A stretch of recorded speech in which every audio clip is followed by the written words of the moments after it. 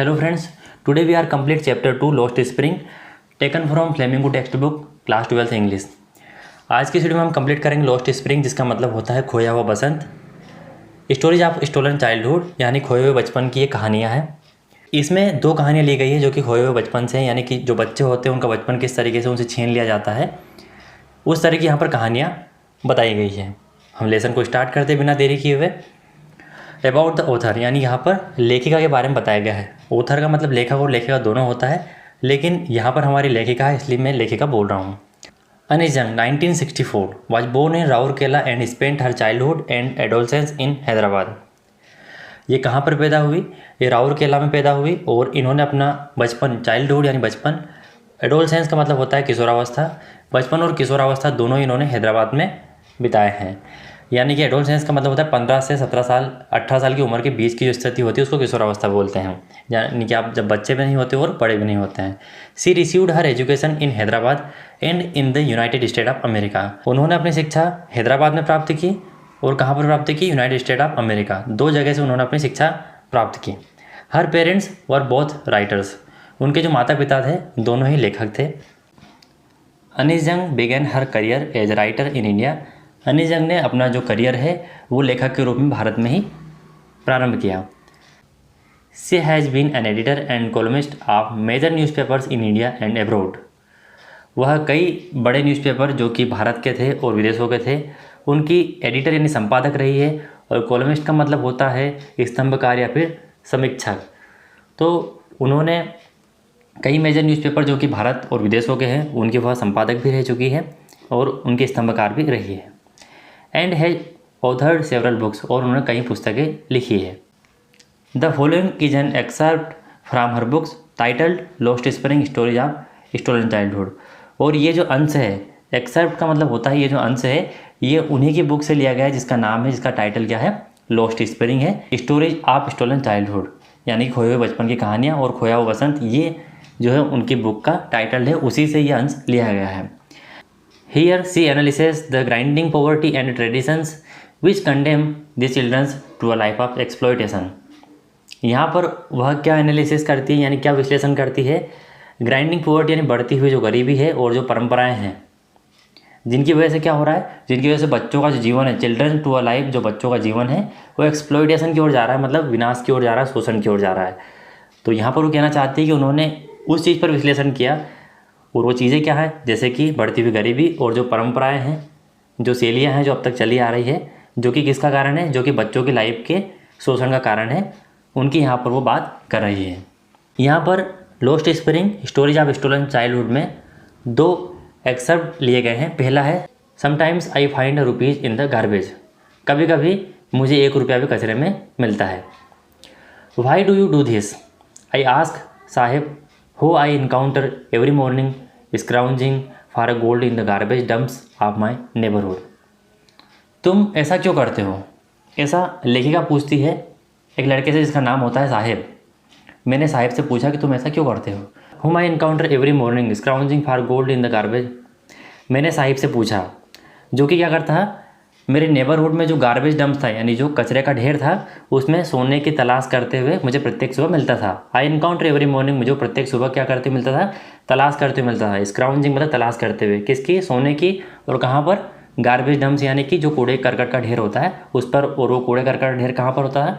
इनके ही पड़ोस में। Saheb left his home long ago. Saheb ने उसका घर बहुत दिनों पहले छोड़ दिया है या वो छोड़ चुका है। She emits the green fields of Dhaka.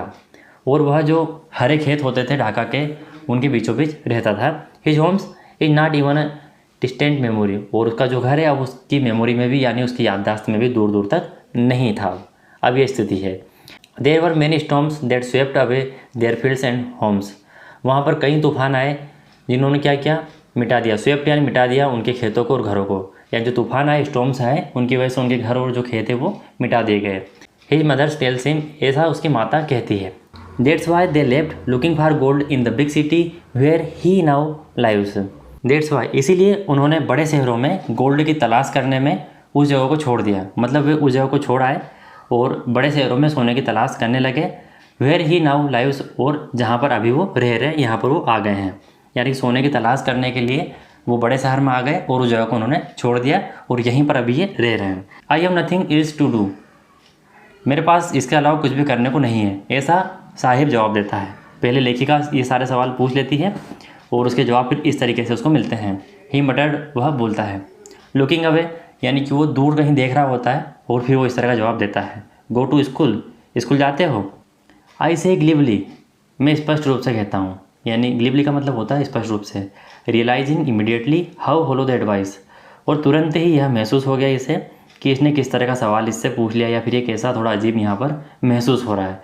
तो ये खोखला सवाल था या फिर खोखली एडवाइस थी जिसका एहसास उसको तुरंत हो गया था कि मैंने इसे गलत पूछ लिया है। There is no school in my neighbourhood, मेरे पड़ोस में कोई भी स्कूल नहीं है, ऐसा साहिब उससे बोलता है। When they build one I will go, जब एक बन जाएगा मैं उसमें चला जाऊँगा, मतलब मेरे आसपास पड़ोस में जब भी कोई स्कूल बन जाएगा तो मैं उसमें चला जाऊँगा।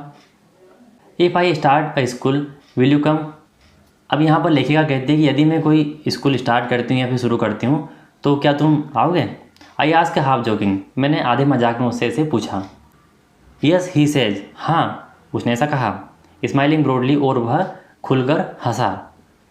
ब्रॉडली का मतलब होता है खुलकर हंसना या फिर मोटे तौर पर। A few days later I see him running up to me, कुछ दिनों बाद मैंने उसको अपनी ओर दौड़ते हुए आते देखा। इज़ योर स्कूल रेडी, क्या तुम्हारा स्कूल तैयार है, उसने सवाल किया ऐसा साहब ने। It takes longer to build a school I say, मैंने कहा कि स्कूल बनने में थोड़ा समय लगता है। Embarrassed at having made a promise that was not meant, और एम्बेरेस्ड का मतलब होता है शर्मिंदगी महसूस करना, तो इस तरह का प्रोमिस या वादा करके मुझे शर्मिंदगी महसूस हो रही थी। दैट वाज नॉट मींट, जिसका कोई मतलब ही नहीं निकलता है। यानी ऐसा तो कह दिया कि स्कूल बनने में समय लगता है, और इस तरह का जो वादा उसने किया था कि मैं स्कूल बनाऊंगी तो क्या तुम आओगे, तो इस तरह का वादा करने में इसको शर्मिंदगी महसूस हुई और जिसका कोई मतलब ही नहीं निकलता है। But promises like mine abound in every corner of his bleak world, परंतु जो इस तरह के प्रोमिसेस या फिर जो वादे हैं वो आपको प्रचुर मात्रा में मिल जाएंगे। अबाउंड का मतलब होता है बहुत मात्रा में, प्रचुर मात्रा में मिल जाएंगे।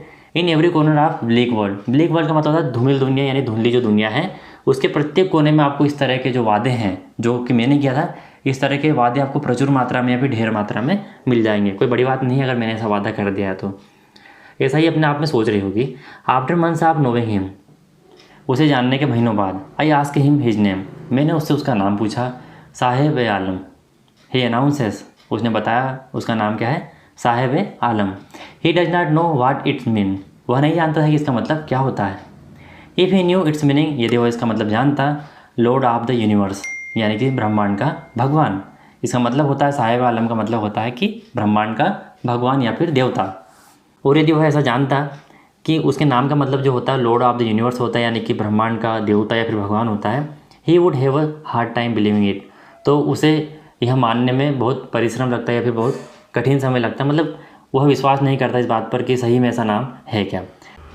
Unaware of what his name represents, he roams the streets with his friends. Unaware of का मतलब होता है बात से अनजान या फिर नहीं जानना, तो वह इस बात से अनजान था कि उसका नाम क्या दर्शाता है या फिर क्या अर्थ निकालता है। ही रोम्स, रोम्स का मतलब होता है भटकता था, वह सड़कों पर भटकता था उसके दोस्तों के साथ में। दैट मीन्स बिना अपने नाम का मतलब जाने बिना वह अपने दोस्तों में रोड पर भटकता था इधर उधर। An army of bear foot boys who appear like the morning birds and disappear at noon, एक सेना, कैसी सेना, बेयर फुट बॉयज़ यानी जो नंगे पैर वाले लड़के होते हैं उनकी एक सेना, जो कि क्या करते हैं, who appears like the morning birds, जो कि बाहर, एपियर का मतलब होता है बाहर निकलना, जो कि मॉर्निंग बर्ड्स यानी जो सुबह जो पक्षी आते हैं उनकी तरह बाहर निकलते हैं। एंड डिसअपेयर एट नून, और संध्या यानी शाम के समय गायब हो जाते हैं। तो वह अपने दोस्तों के साथ सड़कों पर ऐसे ही भटकता था एक सेना की तरह। वो सेना कैसी होती थी, बेयर फुट बॉयज़, यानी ऐसे बच्चे जिन्होंने जो नंगे पैर घूमते थे, जिन्होंने चप्पल नहीं पहनी होती है। और वो एक मॉर्निंग बर्ड्स यानी कि सुबह के पक्षी की तरह निकलते हैं बाहर, एपियर होते हैं, और डिसअपेयर यानी गायब हो जाते हैं संध्या में। Over the months I have come to recognise each of them, यानी महीनों के दौरान या फिर कई महीनों में मैं उनमें से प्रत्येक को जो है वो जानने लगी हूँ, रिकॉग्नाइज यानी पहचानने लगी हूँ। Why aren't you wearing chappals, I ask one, अब यहाँ पर लेखिका पूछती है कि तुम चप्पल क्यों नहीं पहनते हो, एक से ऐसा पूछती है। My mother did not bring them down from the self, मेरी मम्मी जो है या फिर मेरी माता जी है वह उन्हें सेल्फ से, यानी जो सेल्फ होती है घर में जिस पर आप सामान रखते हैं, उससे नीचे नहीं उतारती है। किन को नहीं उतारती, चप्पल को। ही आंसर सिंपली, उसने सरल भाषा में ऐसा, मतलब साधारण भाषा में ऐसा उत्तर दिया कि मेरी जो मम्मी है या फिर जो मेरी माता जी है वो सेल्फ से उनको नीचे नहीं उतारती, उनको कि उनको चप्पल को। Even if she did he will throw them off. और यदि वह ऐसा करती भी है, उन चप्पलों को नीचे उतार भी देती है तो यह उसे फेंक देगा। ऐसा किसने कहा? एड सनादा, ऐसा किसी दूसरे ने कहा। Who is wearing shoes that do not match, जिसने कि ऐसे जूते पहने हुए थे जो कि मैच नहीं कर रहे थे, जो कि एक दूसरे मिलान नहीं कर रहे थे, अनमैच्ड यानी एक दूसरे डिफरेंट शूज़ पहने हुए थे। When I comment on it, और जब मैंने इस पर कमेंट की, he shuffles his feet and says nothing, वह अपने जो पैरों को जो है इधर उधर हिलाने लगा, चलाने लगा या घसीटने लगा और कुछ नहीं कहा उसने। मतलब जब मैंने उससे पूछा, कमेंट की मैंने इस पर कि तुमने ऐसे दो तरह के जूते क्यों पहने हैं, तब वो अपने पैरों को इधर उधर चलाने लगा और कुछ नहीं कहा। I want shoes says a third boy who has never owned a pair all his life, मुझे जूते चाहिए, ऐसा एक तीसरा लड़का बोलता है जिसने कभी भी अपने लाइफ में एक जोड़ी जूते नहीं खरीदे थे। ट्रेवलिंग अक्रॉस द कंट्री, यानी देश भर में यात्रा करने के दौरान, I have seen childrens walking barefoot, मैंने कई बच्चों को नंगे पैर चलते हुए देखा है। इन सिटीज़, शहरों में, ऑन विलेज रोड, यानी गांव के जो रोड होते हैं वहाँ पर भी। It is not lack of money but a tradition to stay barefoot is one explanation, और यह पैसों की कमी नहीं है, नॉट लैक ऑफ मनी यानी पैसों की कमी नहीं है, परंतु a tradition to stay barefoot, यह एक परंपरा है नंगे पैर चलना। इज वन एक्सप्लेनेशन, यह एक तरह की व्याख्या है। यानी यदि किसी से पूछा जाए ना कि ये बच्चे नंगे पैर क्यों रहते हैं, तो उसकी व्याख्या इस तरीके से दी जाती है किसी के द्वारा कि ये कोई पैसों की कमी नहीं है इनके पास, ये तो इनकी परंपरा है जो ये नंगे पैर चलते हैं। I wonder if this is only an excuse to explain away a perpetual state of poverty, मुझे आश्चर्य है कि यह गरीबी की एक जो सतत स्थिति है उसको दूर करने का केवल एक बहाना है, एक्सक्यूज है ये। यानी कि आप कह सकते हो कि जो गरीबी सतत रूप से बढ़ रही है उसको दूर करने के लिए एक बहाना जो दिया जाता है वही परपेचुअल, यानी जो सतत स्थिति बनी हुई है गरीबी की, उसको दूर करने का सिर्फ एक बहाना मात्र है। कौन सी बात? नॉट लैक ऑफ मनी, यानी ये जो है पैसे की कमी नहीं है, यह एक परंपरा है। यह इस तरह की बात इसलिए कही जाती है क्योंकि इससे ये बताया जा सकता है कि गरीबी जो है वो दूर हो गई है, बहाने मारने वाली बात यहाँ पर हो गई है। I remember a story a man from Udupi once told me, मुझे कहानी याद आती है एक व्यक्ति की जो कि कहाँ से था? उदीपी से था, और उसने मुझसे ये एक बार कही थी।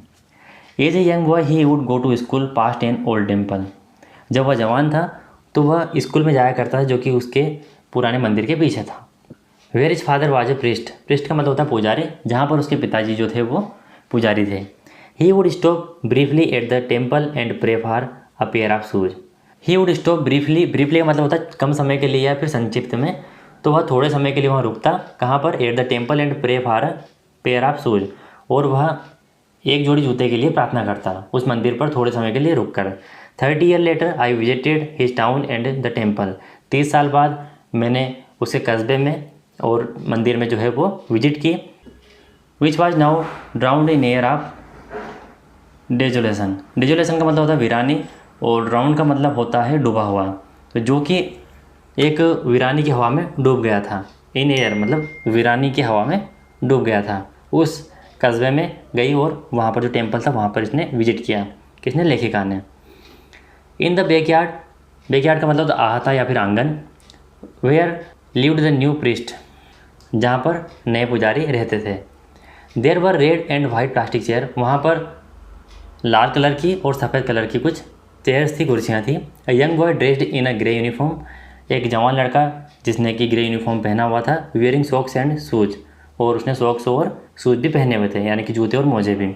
Arrived painting and through his school bag on a folding bed, और वह कैसे आता है? पेंटिंग का मतलब होता है हाँफता हुआ, वह हाँफता हुआ आता है और उसके स्कूल बैग को फोल्डिंग बेड पर फेंक देता है। थ्रू यानी फेंक देता है। Looking at the boy I remember the prayer another boy had made to the goddess when he had finally got a pair of shoes, let me never lose them. Looking at the boy यानी उस लड़के को देखकर, prayer another boy जो प्रार्थना दूसरे लड़के ने की थी, किससे? देवी से, वह मुझे याद आ जाती है। यानी कि उस लड़के को देखकर जो दूसरे लड़के के द्वारा प्रार्थना की गई है देवी से, वह इसको याद आ जाती है। when he had finally got a pair of shoes, उस दूसरे लड़के ने देवी से प्रार्थना की थी, तब जाकर फाइनली उसको एक जोड़ी जूते मिले थे। Let me never lose them, उन्हें कभी खोने मत देना। यहाँ पर लेखिका को उस लड़के को देखकर यह याद आ जाता है कि एक दूसरा लड़का भी था जिसने कि देवी से यह प्रार्थना की थी कि एक जोड़ी जूते चाहिए, तब जाके उसको फाइनली जो है एक जोड़ी जूते मिलते हैं और वह बोलता है let me never lose them, मुझे इन्हें कभी खोने मत देना। The goddess had granted his prayer, और जो देवी थी उन्होंने उसकी प्रार्थना जो है वो सुन ली थी। Young boy like the son of the priest now वोर शूज, और जो जवान लड़के हैं किन की तरह, जो पुजारी के बेटे हैं, अब वो क्या करते हैं, अब वो जूते पहनते हैं। यानी जितने भी जवान लड़के हैं पुजारी के बेटे की तरफ सभी वो जूते पहनते हैं। But many other like the rag pickers in my neighbourhood remain shoeless. Rag picker का मतलब यहाँ पर होता है कचरे बीनने वाले। तो कई ऐसे दूसरे हैं कचरे बीनने वाले मेरे पड़ोस में जो कि अब भी क्या है, शूजलेस है, जिनके पास अब भी जूते नहीं हैं।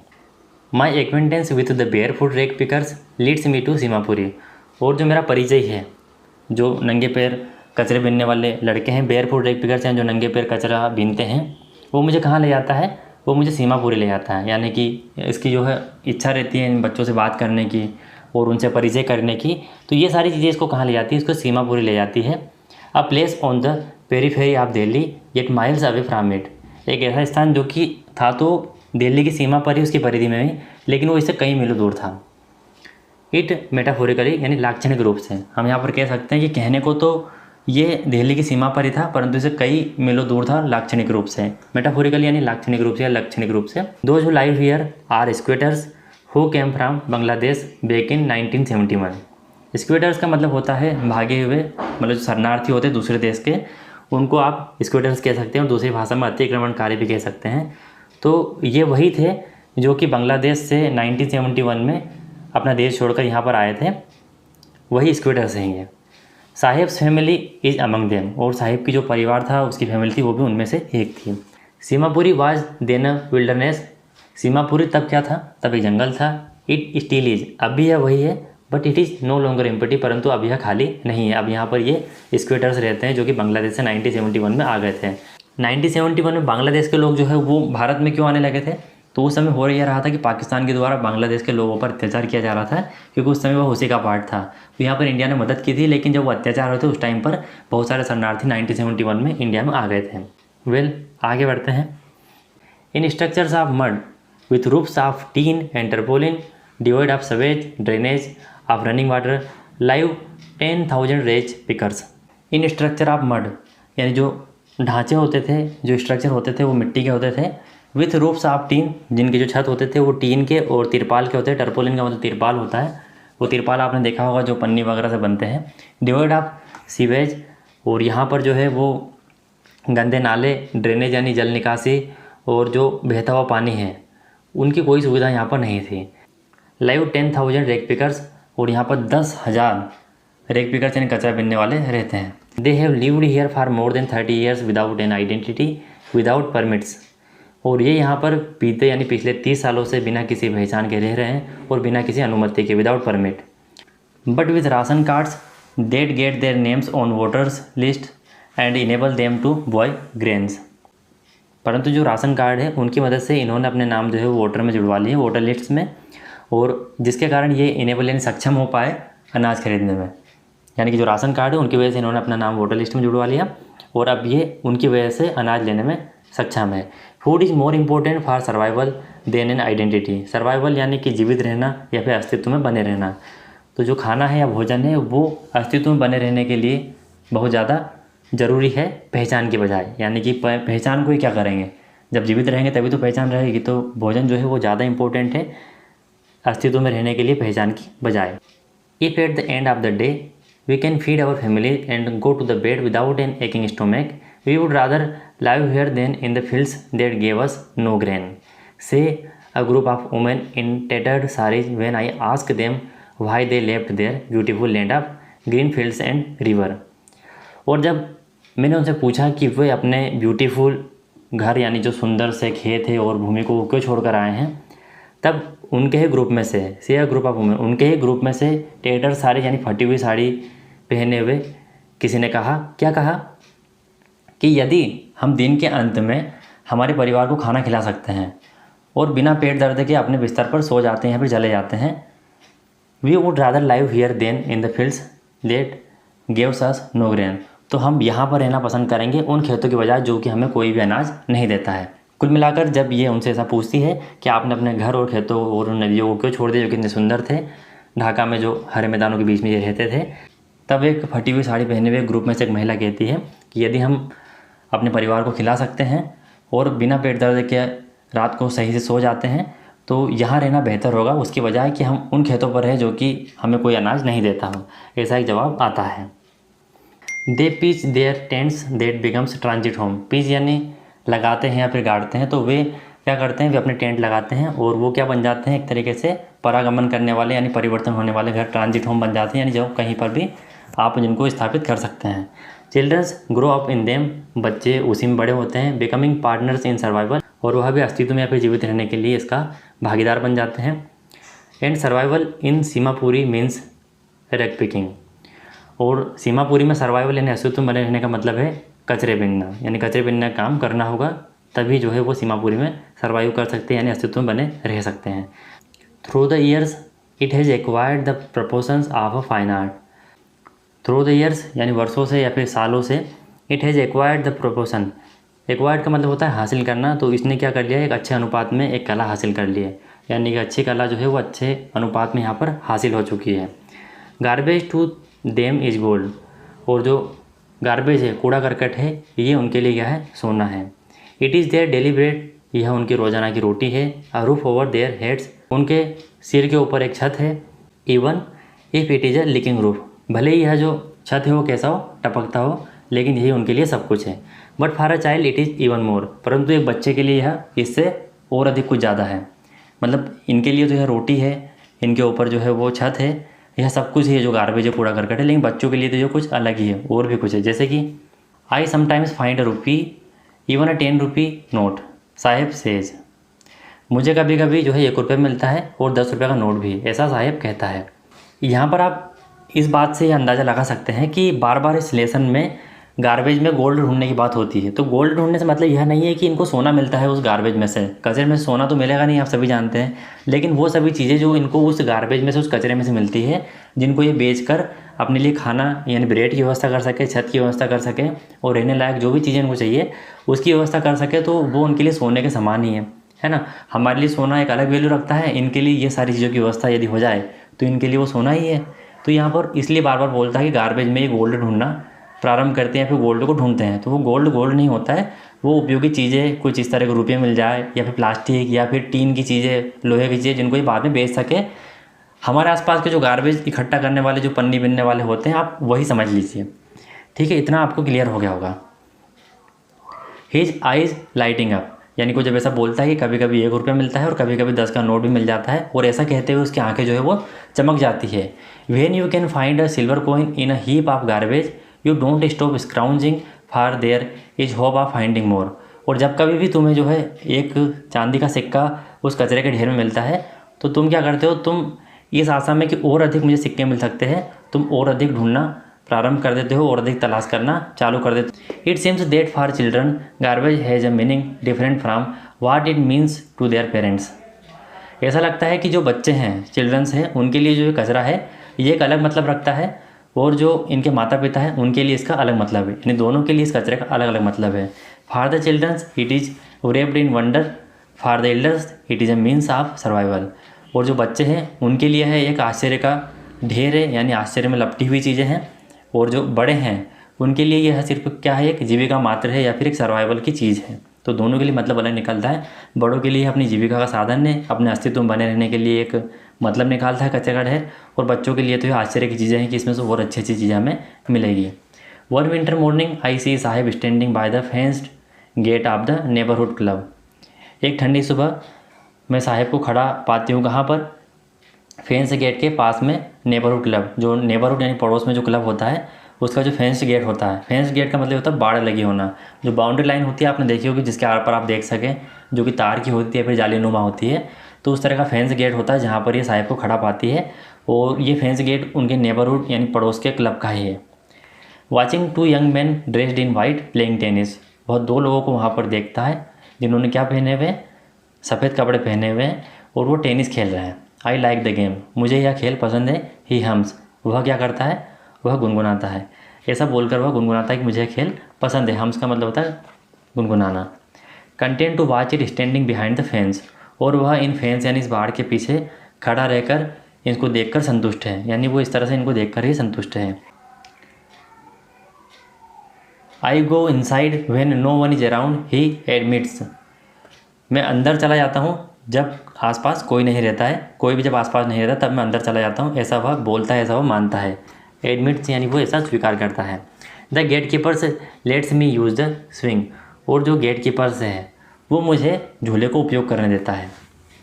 साहेब too is wearing tennis shoes that look strange over his discoloured shirt and shorts, Saheb ने भी जूते पहने हुए हैं। कौन से जूते? टेनिस के जूते, जो कि अजीब लग रहे हैं। स्ट्रेंज यानी अजीब होता है, जो कि उसके ऊपर अजीब लग रहे हैं। उसने क्या पहना हुआ है? डिसकलर्ड यानी कि बिना रंग के, जिनका रंग उतर जाता है, ऐसे शर्ट और चड्ढा पहना हुआ है। तो उनके ऊपर यानी ऐसे कपड़ों के ऊपर उसके जो जूते हैं टेनिस के वो अजीब लग रहे हैं। Someone gives them to me he says in the manner of an explanation, और वह कहता है कि यह मुझे किसी ने दिए हैं, और वह समझाते हुए ढंग से कहता है। मैनर का मतलब ढंग या फिर तौर तरीका, तो वह समझाने वाले मैनर या ढंग में कहता है। The fact that they are discarded shoes of some rich boy, और तथ्य यही है कि यह जो जूते हैं वो किसी अमीर लड़के के हैं जिसने इनको फेंक दिए हैं। Who perhaps refuse to wear them because of a hole in one of them, और उसने इनको पहनने से इसलिए मना कर दिया क्योंकि इनमें से एक में छेद है। मतलब कि यह किसी अमीर लड़के के जूते हैं जिसने इनको पहनने से इसलिए मना कर दिया क्योंकि इनमें से एक जूते में छेद है। डज नॉट बॉदर हिम, इससे उसको कोई मतलब नहीं है, इससे उसको कोई परेशानी नहीं है। मतलब किसी अमीर लड़के ने इनको फेंक दिए हैं क्योंकि इसमें एक छेद है और इसको दे दिए हैं, इस बात से साहेब को कोई परेशानी नहीं है। बॉदर यानी परेशान होना या फिर चिंतित होना। For one who has walked barefoot even shoes with a hole is a dream comes true. For one who walked barefoot, जो नंगे पैर चलता हो उसके लिए एक छेद वाला जूता होना ही एक सपने के सच होने जैसा है। Even shoes with a hole is a dream come true, यानी कि उसके लिए इस तरह के जूते यानी एक छेद वाले जूते होना भी एक सपने के सच होने जैसा है। किसके लिए? जो कि हमेशा नंगे पैर चलता हो। But the game he is watching so intently is out of his reach, परंतु जो गेम वो देख रहा है इतनी एकाग्रचित होकर, निष्ठापूर्वक, इंटेंटली मतलब एकाग्रचित होकर, वह उसकी पहुँच से बहुत बाहर है। This morning Sahib is on his way to the milk booth, और इस सुबह साहिब जो है वो अपने मिल्क बूथ के रास्ते पर था, यानी अपनी मिल्क बूथ की तरफ जा रहा था। In his hand is a steel canister, और उसके हाथ में क्या होता है? उसके हाथ में एक स्टील का कैन होता है। I now work in a tea stall down the road he says pointing in the distance, अब मैं एक टी स्टॉल पर काम करता हूँ जो कि इसी रोड पर है, और वह एक दूरी पर इशारा करते हुए बताता है कि मैं इसी टी स्टॉल पर अब काम करता हूँ। I am paid 800 rupees and all my meals, और मुझे जो है 800 रुपये मिलते हैं और मेरा सारा भोजन। Does he like the job I ask, मैंने उससे पूछा कि क्या उसे अपना ये काम पसंद है या फिर उसे अपनी ये नौकरी पसंद है। His face I see has lost the careful look, उसका जो चेहरा है मैंने देखा कि उस पर जो एक लापरवाह वाला जो लुक था, पहले वो ऐसे लापरवाही से घूमता था, खुश रहता था, अब वो अब खो चुका है। मतलब एकदम से जब इसने पूछा कि क्या तुम्हें जॉब पसंद है, तो उसका जो केयरफ्री लुक है वो डाउन हो जाता है, वो खो देता है। The steel canister seems heavier than the plastic bag he would carry so lightly over his shoulder, steel की जो कैन है वह उसके प्लास्टिक बैग जिसको वो अपने कंधे पर बड़े ही हल्के फुल्के तरीके से कैरी कर सकता था, उससे काफ़ी भारी लग रही थी, काफ़ी भारी थी। द बैग वाज हिज, और वह जो बैग रहता था, कौन सा बैग? प्लास्टिक बैग जिसमें वो कूड़ा करकट बीन का ले जाता था, वह बैग किसका रहता है? वह इसका होता था। The canister belongs to the man who owns the tea shop, और यह जो कैन है यह उस व्यक्ति की है जो कि उस टी शॉप का यानी कुछ चाय की दुकान का मालिक है।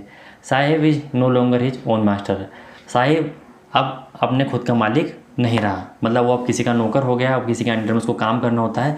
उसका जो केयर फ्री लुक है, उसकी जो आज़ादी है कि वह अपने हिसाब से कचरा बीनता था, अपने हिसाब से मस्त मोला या मौजी रहता था, वो सारी चीज़ें उससे छीन गई है। और यहाँ आप चित्र में देख पा रहे हैं कि यहाँ पर लेखिका है और ये साहिब है जिसके पीछे एक प्लास्टिक का बैग है जिसमें कूड़ा करकट, और यहाँ पर उसने एक टी शर्ट, शर्ट और चड्ढा पहना हुआ है। ये यहाँ पर स्थिति है। तो इसको कहते हैं कि स्टोरीज ऑफ स्टोलन चाइल्डहुड, यानी कि जो जिनका बचपन चुरा लिया गया हो उस बचपन की कहानियाँ हैं। तो यहाँ पर एक कहानी जो है वो समाप्त होती है। नेक्स्ट कहानी I want to drive a car, ये नेक्स्ट वीडियो में मैं लेकर आऊँगा। आई होप आपको वीडियो काफ़ी पसंद आया होगा, और वीडियो पसंद आया हो तो इसको अपने दोस्तों फैमिली में ज़रूर शेयर कीजिएगा। इस वीडियो के डिस्क्रिप्शन में आपको एक टेलीग्राम आईडी मिलेगी जिसको आप ज्वाइन कर लीजिए, जिससे कि आपको हर वीडियो की अपडेट उस पर मिलती रहे और कोई भी वीडियो आपसे दूर ना रहे। साथ में चैनल को सब्सक्राइब करके बेल आइकन बटन दबा लीजिए, जिससे कि आपको हर वीडियो की अपडेट मिलती रहे। इंस्टाग्राम आईडी भी आपको चैनल के अबाउट सेक्शन में मिल जाएगी, वहाँ से आप मुझे मैसेज करके अपने कोई भी सवाल पूछ सकते हैं। मिलते हैं अगले वीडियो में दोस्तों, तब तक के लिए tata bye bye, love you all.